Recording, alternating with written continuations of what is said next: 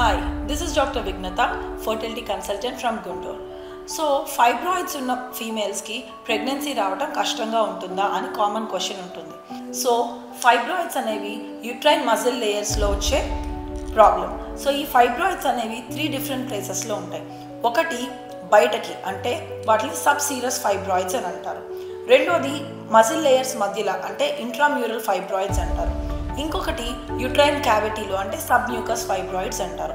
So ఎవరికైతే సబ్సీరస్ fibroids, అది కూడా చిన్న సైజులో ఉంటే అవి ప్రెగ్నెన్సీ రావడానికి కానీ ప్రెగ్నెన్సీ కంటిన్యూ అవ్వడానికి కానీ ప్రాబ్లం ఏమీ ఉండదు. ఇంట్రామ్యూరల్ ఫైబ్రాయిడ్స్ అంటే మజిల్ లేయర్స్ మధ్యలో ఉండే ఫైబ్రాయిడ్స్ చిన్న సైజ్వి, ప్రెగ్నెన్సీ ఏమి డిస్టర్బ్ చేయట్లేదు అంటే మనకేమీ ప్రాబ్లం ఉండదు. కాకపోతే సబ్మ్యూకస్ ఫైబ్రాయిడ్స్ అనేవి కనుక ఉంటే అది ప్రెగ్నెన్సీ అందటానికి అలాగే ప్రెగ్నెన్సీ కంటిన్యూ అవ్వడానికి ప్రాబ్లం కాజ్ చేస్తుంది. సో సబ్మ్యూకస్ ఫైబ్రాయిడ్స్ కనుక ఉంటే అవి డెఫినెట్గా క్లియర్ చేయించుకోవాలి. సో ఫైబ్రాయిడ్స్ అనేవి స్కాన్ ద్వారా అనలైజ్ చేసుకొని వాటిని ఉన్న లొకేషన్ బట్టి ట్రీట్మెంట్ అనేది డిసైడ్ చేస్తాం.